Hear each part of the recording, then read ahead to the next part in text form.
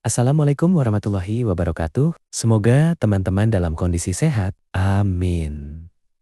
Amin. Sebelum lanjut, jangan lupa like, komen, subscribe, dan nyalakan notifikasinya. Pernahkah kalian merasa bahwa ada penyakit yang bukan berasal dari tubuh, melainkan dari dendam manusia dan bisikan makhluk tak kasat mata?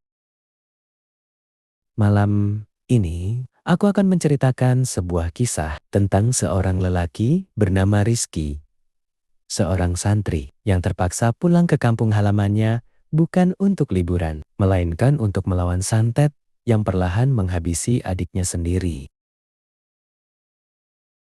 Dengarkan dengan saksama, karena cerita ini bukan sekadar horor. Ini adalah kisah iman melawan kegelapan. Rizky duduk bersila di serambi pesantren. Tasbih berputar pelan di jarinya. Hujan turun deras malam itu, seolah langit ikut gelisah.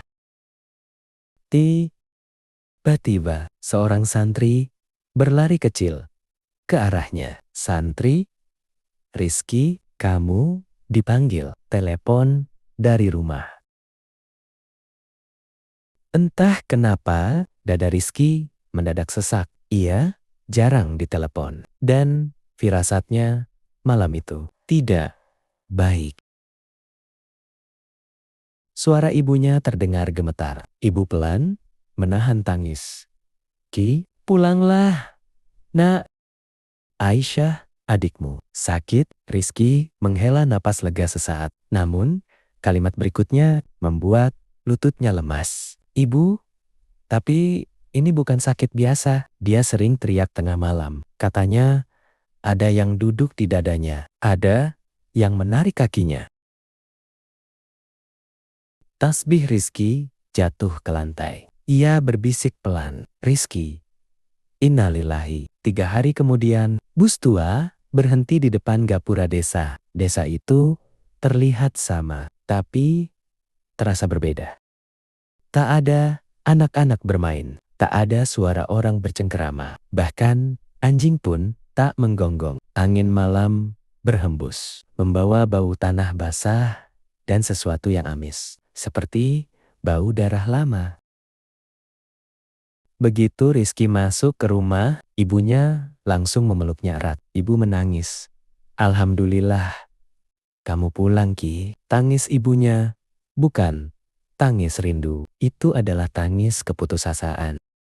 Di sudut rumah, Aisyah terbaring, lemah. Tubuhnya kurus, wajahnya pucat, matanya cekung seperti tak tidur berminggu-minggu. Rizky mendekat dan memegang tangannya. Dingin, sangat dingin. Tiba-tiba Aisyah membuka mata, menatap Rizky dan tersenyum. Namun senyum itu bukan senyum seorang adik. Aisyah suara berat. Mas, kamu akhirnya pulang. Lampu rumah berkedip. Rizky mundur selangkah. Malam pertama, Rizky tidak tidur. Pukul 1 dini hari, ia mendengar langkah kaki di atap.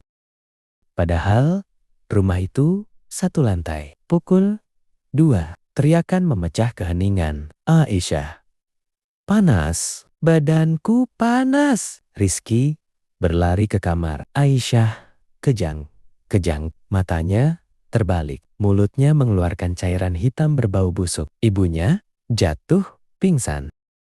Rizky membaca ayat kursi. Belum selesai. Aisyah tertawa panjang. Dan dalam suara lain, ilmu kamu belum cukup santri. Dinding bergetar, jendela bergetar keras. Keesokan harinya, Rizky menemui Pak Wiryo. Wajah tua desa itu pucat. Pak Wiryo, adikmu kena santet tingkat tinggi. Pelakunya, Mbah Karto. Nama itu membuat bulu kuduk berdiri. Dukun tua. Ilmu hitamnya terkenal kejam. Dan pernah diusir oleh ayah Rizky bertahun-tahun lalu. Pak Wiryo, ini dendam lama Ki. Suasana angin kencang. Malam ketiga. Rumah bergetar hebat. Dari langit-langit belatung jatuh satu persatu. Bau busuk memenuhi ruangan. Aisyah terangkat dari kasur. Melayang suara gaib. Kalau kamu lawan, adikmu mati. Rizky berdiri tegak. Dengan suara tenang, ia berkata, Rizky, jika Allah menghendaki hidup, tak ada makhluk yang bisa mencabutnya. Ia membaca doa, dan cahaya seakan memenuhi ruangan. Sosok hitam menjerit dan menghilang. Setelah puasa dan tirakat, Rizky mendatangi rumah Mbah Karto di malam Jumat Kliwon. Rumah itu gelap, penuh tengkorak hewan, bau kemenyan menusuk. Mbah Karto, kamu terlambat santri. Rizky menatapnya tanpa gentar. Rizky, aku tidak datang untuk bertarung. Aku datang untuk mengakhiri. Langit bergemuruh. Makhluk gaib menyerang. Namun, satu persatu lenyap oleh ayat-ayat suci. Mbah Karto menjerit. Ilmu hitamnya berbalik menyerang dirinya sendiri. Di rumah, Aisyah menjerit sekali. Lalu, diam.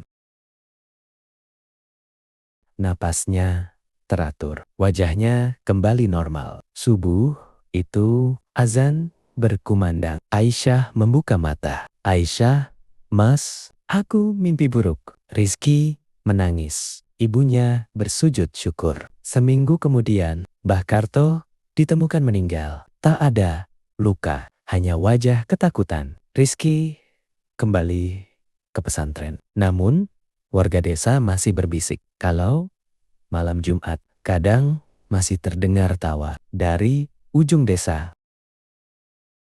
Narator pelan, karena kegelapan, tak pernah benar-benar pergi. Ia hanya menunggu. Iman, siapa yang goyah?